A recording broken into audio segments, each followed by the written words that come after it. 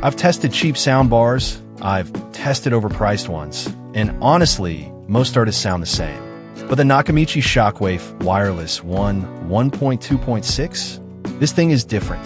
It feels like a full cinema just landed in your living room. Before we dive in, hit subscribe, drop a like, and leave a comment. It keeps these honest reviews coming. Trust me, today's breakdown of this beast is going to blow your mind.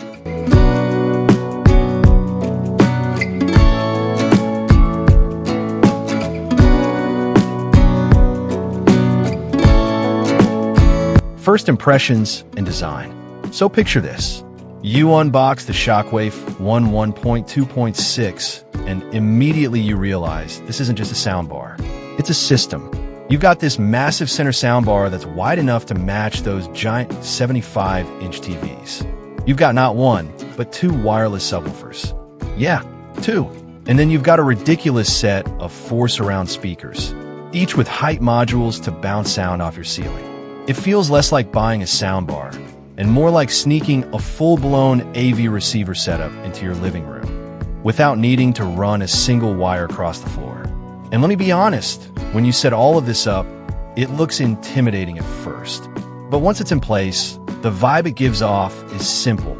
I'm not here to play around. I'm here to dominate your living room. But here's the part that actually shocked me. Setup and wireless experience.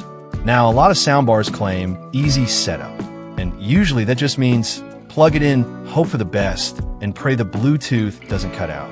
But the Shockwafe 1.2.6? It's shockingly smooth.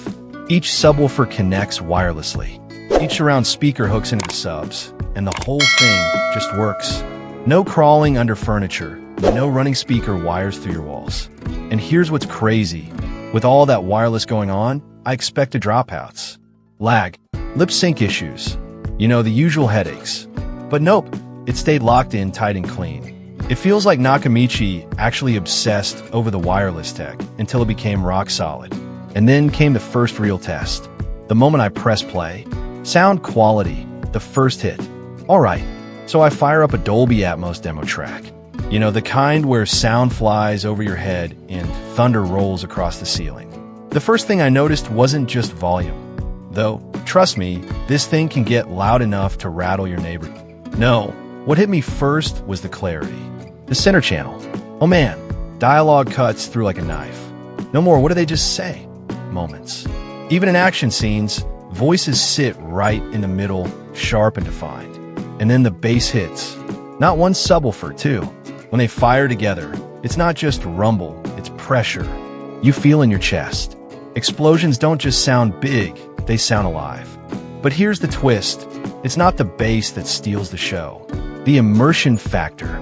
It's the surround field. See, most soundbars throw audio forward and use tricks to make it feel wider. But the Shockwafe 1.2.6, with those 4 surrounds, you actually get real sound moving behind you, above you, and around you. I put on Top Gun Maverick when the jets scream overhead. I swear, it felt like the ceiling was lifting. When bullets whiz past, I actually ducked. It's that convincing. And you know what makes it even crazier? This is wireless. No giant receiver box. No spiderweb of cables. Just clean power everywhere. Then I tried something different, and that's when it really clicked. Movies versus music versus gaming. Most people buy this for movies. That's obvious. And yeah, for films, it's absolutely next level. Dialogue clarity plus chest punch bass plus Atmos immersion equals cinema at home. But then I switched to music, fired up some tracks on Spotify, and honestly, it surprised me. Soundbars usually suck for music. They either sound flat, or they boost bass so much the mids vanish.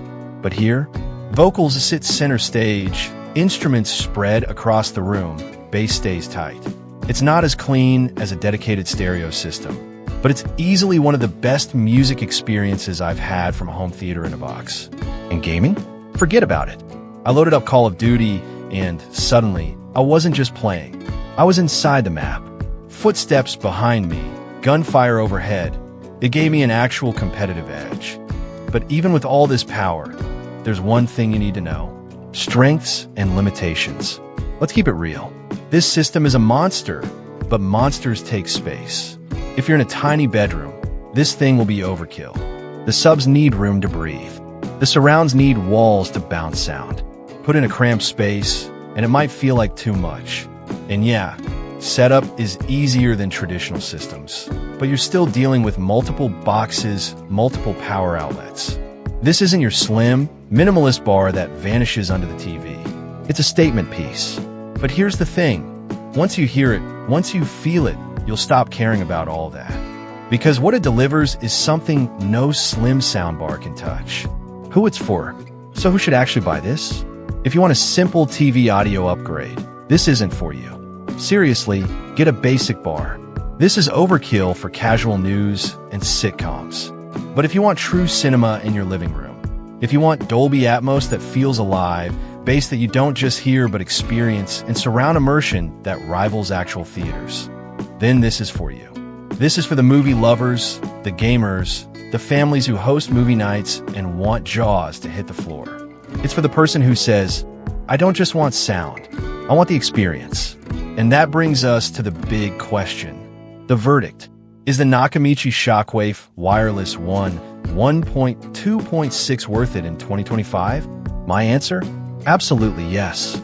This is, hands down, one of the most powerful, most immersive, most complete home theater in a box setups you can buy today. Period. It delivers real Atmos, real bass, real surround. It's wireless where it counts. It's easy to set up. It's tuned to hit harder than almost anything else in its class. It's not perfect, it's big, it's bold, and it demands space. But if you have the room and the budget, nothing else comes close. For me, it's the closest you'll get to a true theater experience at home without spending 3 times the price on separates. And that's why in my book, the Shockwafe 1.2.6 isn't just a soundbar. It's the soundbar. OUTRO. So yeah, that's the Nakamichi Shockwafe Wireless 1.2.6. Big, bold, cinematic, and absolutely insane in the best way possible. If you got questions, drop them in the comments. I'll reply fast, and I'll help you figure out if this beast is right for your setup.